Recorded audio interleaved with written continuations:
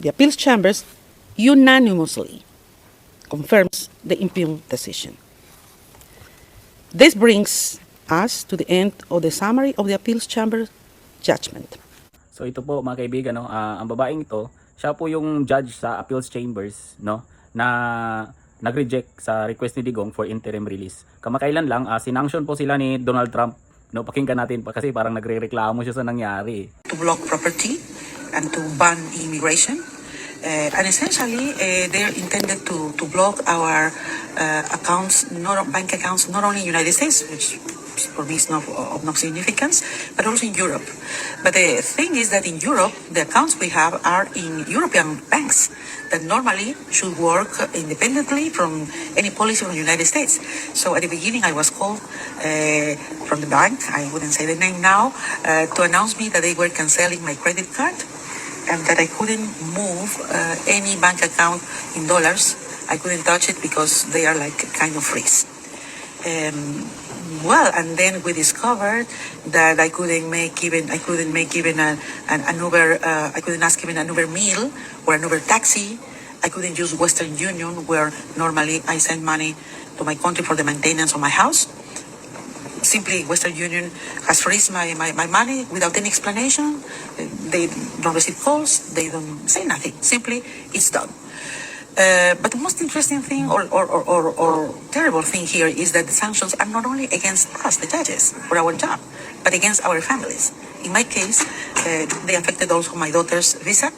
I have a daughter who is a high-level professional also, and they sent an email to her saying that prudently they have canceled her visa without any explanation. So to the United States. So preventing her to go in for some capacity building, giving conferences or making business in the United States. She's an international lawyer. So it's really the most sad part for me of the sanctions. And also I have heard from my colleagues that the sanctions have affected their husbands, their wives, other children, etc. So this is this is the worst part. For me, I don't have, I come from Peru and Latin America, and we are not so used to have these digital accounts. I don't have PayPal, I don't have Amazon accounts, but my colleagues, they have, and they now cannot use their accounts. Also, in my country, I cannot move my accounts in dollars. They say that I am ineligible to move my accounts, my own accounts.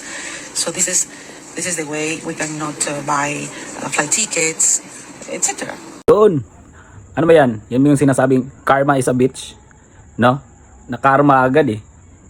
No, kasi alam ko naman na ito ay hindi personalan sa kanila, no? Pero ano kasi, no, sino ba itong mga taong ito para husgahan tayong mga Pilipino?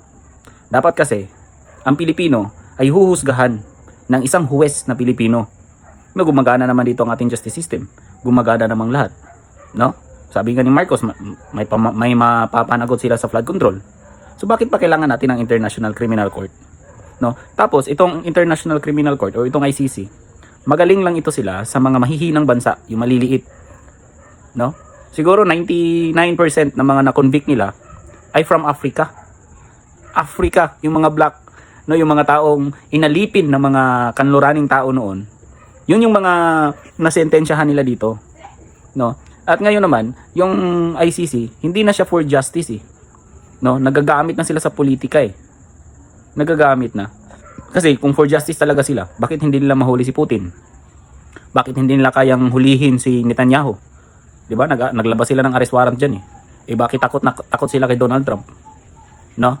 So yung hustisya na sinasabi nila ay depende. It depends on their convenience. No, kaya itong nangyari sa kanila, this is karma is a bitch.